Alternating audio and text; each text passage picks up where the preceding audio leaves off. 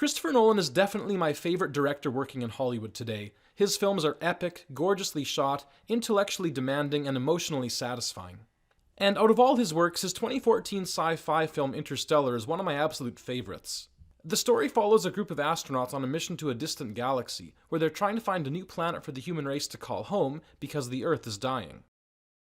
Among Interstellar's many strengths are its genuinely unpredictable storyline, jaw-dropping visuals, and above all, its powerful emotional core, centering on the love between a father and his daughter that quite literally spans light years of space and time.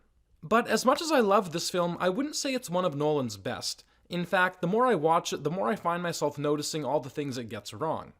And so, rather than gushing about all the things I love about it, for this episode I thought I'd try to articulate why some aspects of this film have always bothered me, and why those things just don't work. My goal here is not to nitpick, but rather to investigate what makes for good storytelling, because sometimes seeing something done wrong can give us a clue about how to do it right. Now, when it comes to what Interstellar does wrong, there are a bunch of things about this film that need more work. The parallel storylines don't always mesh well together, the pacing of the entire second half needs some serious tuning up, and the story's ending is less than logically sound. But the flaw I want to focus on today in particular is with character, specifically the character of Dr. Amelia Brand, played by Anne Hathaway. Interstellar is full of great characters, both human and machine, who make meaningful contributions to the story, but within this otherwise solid ensemble, Dr. Brand just doesn't quite measure up. She's the crew's chief biologist, whose main job is to help them determine if each planet they visit has the fundamentals necessary to sustain life.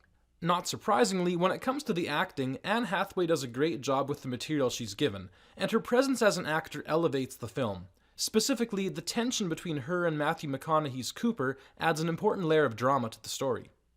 I knew Dr. Brown once. He was a professor. What makes you think I'm not? But the problem with Dr. Brand as a character is that even though I can tell you who she is outwardly, an astronaut biologist, and I can tell you some things about her personality, she's competent, smart, and fiercely determined, what I can't tell you is what she values, that is, the fundamental motives that make her tick. And this is kind of a big deal because, as we saw in a previous episode, every well-constructed character is driven by a set of internal values that determine what their choices will be. Cooper, for example, is driven by his love for his children and his overwhelming desire to return to them. But on a different level, he knows that his highest duty is to ensure the survival of the human race as a whole, even if that means never seeing his son and daughter again. These conflicting values are precisely what makes it both so easy and so hard for him to commit to this intergalactic rescue mission that he might never return from. I've got kids, Professor. Get out there and save them. The point is that throughout the film we can always expect Cooper's actions to be determined by these values. He'll do whatever it takes both to save humanity and to make it back to his kids again. And at the end of the film, when he's forced to make an agonizing choice between those two values, the dramatic tension and emotional payoff are hugely satisfying, because we know what the stakes are for him, and what this choice is costing him. This makes us like Cooper because we understand him, we feel sympathy with his predicament, and wonder what we would do in his situation. It puts us in the story in a meaningful way. By contrast, though, we never feel this kind of connection with Dr. Brand because it's never really clear what drives her. Even after spending 2 hours with her, we're not quite sure what she really values and why she acts the way she does. One possibility suggested by the film is that she's driven purely by a sense of commitment to the mission. In the first half of the film, there's a scene on a water planet in which Brand puts the safety of the entire crew at risk in order to retrieve a data recorder that might contain crucial information. Recovering the data is her top priority, even if it means the loss of all their lives. We're not leaving without her data! This decision ends up having disastrous consequences, and in the exchange that follows, Brand defends her actions by claiming that she was simply trying to do what was right for the mission, while accusing Cooper of being blinded by his emotions, namely his desire to return to his family. The difference is one of us was thinking about the mission, You were Brand! thinking about getting home! I was trying to do the right thing! Can you tell that to Doyle? This scene, among several others, make Dr. Brand basically appear cold and calculated, a task-oriented scientist who downplays or dismisses the value of human relationship. Likewise, in other scenes, she rejects Cooper's attempts to make friendly conversation, frequently gets sarcastic, and at times is downright heartless, particularly near the end of the film when she taunts Cooper with the agonizing choice set before him. You might have to decide between seeing your children again and the future of the human race. It has to be a subjective then. That's just cold no matter how you cut it. So on the one hand, we have this picture of Dr. Brand as a cold, calculating scientist who puts facts first and shuns human connection, all for the admittedly admirable goal of accomplishing the mission. As far as character goes, there's nothing wrong with that set of values. It may sound a bit bleak, but it makes for an understandable and consistent set of motivations. But the problem is that the film is completely inconsistent with his portrayal of Dr. Brand. For example, in one scene near the end of the film, she objects to sending the robot TARS into a black hole because, in her words, You can't ask TARS to do this for us. He's a robot. See, I don't have to ask him to do anything.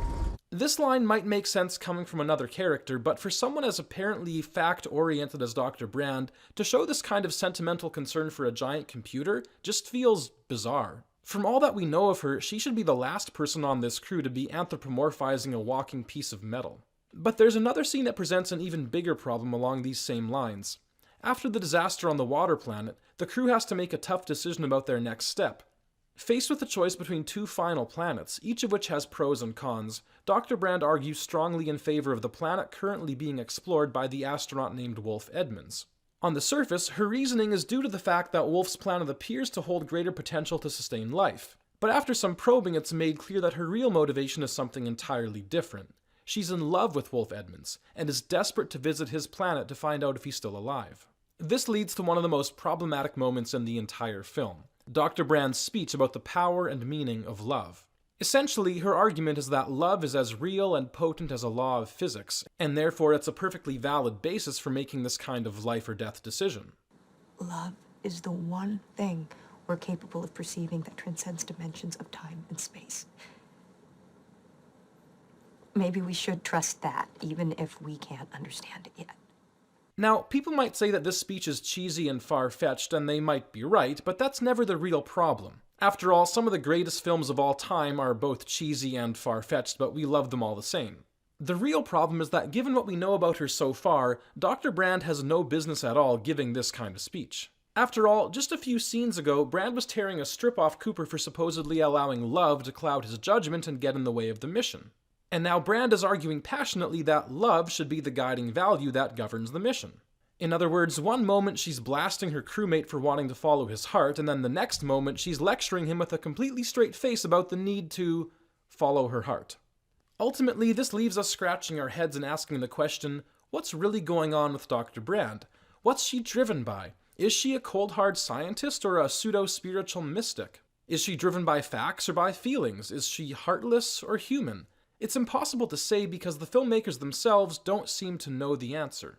To put it another way, each of these scenes with Dr. Brand makes perfect sense in its own right, but when you add them all up, the picture we're left with is unclear at best and downright contradictory at worst. Now, someone will object here and say, hey, it's okay for a character to be inconsistent sometimes. After all, human beings are complex and we all struggle against different emotions, impulses, and motivations. We don't even know what's going on inside ourselves half the time. We've also seen that some of the best stories we tell are about characters who are forced to wrestle with conflicting values in a way that puts them between a rock and a hard place, much like Cooper has to navigate the excruciating burden of attempting to save the human race while also doing everything he can to see his children again. But the problem is that there's never a moment in Interstellar where the inconsistencies within Dr. Brand are acknowledged, commented on, or dealt with at all. They aren't used to make a point, or to help her character grow, or to shed light on a larger theme. They feel accidental, like an unintentional byproduct of lazy screenwriting. It seems that rather than asking, who is Amelia Brand and what would she do in this situation, the filmmakers instead asked, what do we need Amelia Brand to do in this situation in order to move the story along? The end result is that, unlike Cooper, Dr. Brand doesn't feel like a real human being that we have the opportunity to connect with. Instead, she feels more like a tool designed to serve the needs of the plot. And it's missed opportunities like this that keep Interstellar as a film from truly taking its place among the stars. Like I said at the beginning, despite its flaws, Interstellar is still one of my all-time favorite films. It's got an incredible heart and soul, packs a huge emotional punch, and ultimately does what all good science fiction should aim for. It takes an idea and stretches it to its limits, in this case exploring the question of what would happen if a real human relationship were tested in the crucible of theoretical physics. Having one poorly developed character certainly doesn't sink the movie all on its own, but it serves as a reminder that every piece of a story matters, and that all it really takes for us to give our hearts to a character is to know what's inside theirs. Thanks for watching.